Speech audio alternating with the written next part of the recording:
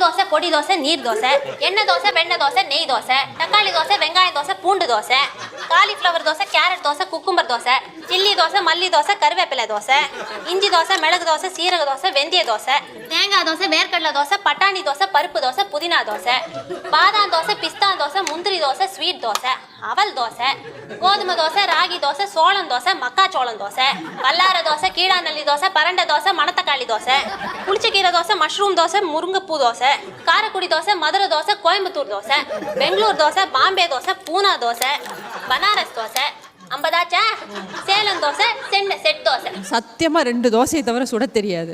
ஒன்னு சாதா தோசை, ஒன்னு முட்டை தோசை, வேற எதுவும் தெரியாது. மம்மி இவ்வளவு பேசுறாங்களே, இவங்க சொன்ன தோசையில எத்தனை தோசை சுட்டு கொடுத்திருக்காங்க சொல்லுங்க. உங்களோட டாக்டர் நியாத்தி நல்லா சாப்பிடுவாங்களா வீட்ல? சேத்தன் சார் தான் சமைப்பாரா அதானே சார்? மைக் கவர் பண்ணிப்போம் சார். எல்லா டெக்னிக் வச்சு மைக் கொடுப்போம். இதா செகண்ட் வாங்கி நீ பேசிக்கிட்டு இருப்பா. அதான் கொடுக்கறோம். புகழ் அதான் நீ இருக்கே. மைக் தேவையில்லை. அவங்க சொல்லுவாங்க, அப்படியே சத்தமா சொல்லு. அதுக்கு தான் உன்னை பக்கத்துல உட்கார வச்சாங்க. இது வந்து ஆக்சுவலாக அவங்க டப்பிங்லாம் பண்ணல, இது சிங் சவுண்ட், இது லைவ்ல பண்ணது, லைவ் ஆடியோ. 50 தோசையை வந்து அவங்க லைவ்ல ஷார்ட்ல சொன்னது தான் இங்கே வந்திருக்கு. அதுதான் முக்கியமான ஒரு விஷயம். அது எப்படி மனப்பாடம் பண்ணாங்க, எங்கெங்க கொஞ்சம் ப்ராம்ப்ட் கிடைச்சது, அதெல்லாம் சீக்ரெட், வேற விஷயம். ஆஹா, ரங்கராஜ் சாரே ஆச்சரியப்படுற அளவுக்கு இத்தனை தோசை வகைகளா அப்படிங்கிற மாதிரி இருக்கு.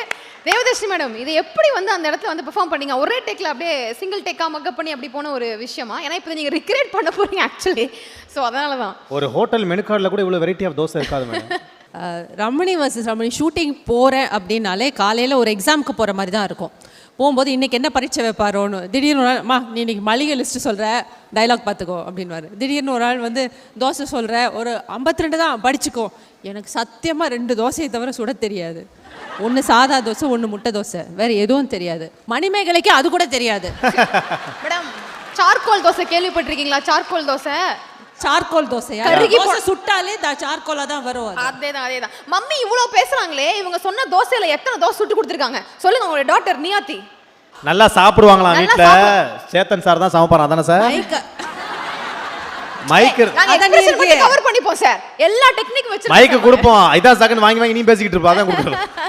புகழ் அதான் நீ இருக்கே. மைக் தேவையில்லை. அவங்க சொல்லுவாங்க, அப்படியே சத்தமா சொல்லு. அதுக்கு தான் உன்னை பக்கத்துல உட்கார வச்சாங்க.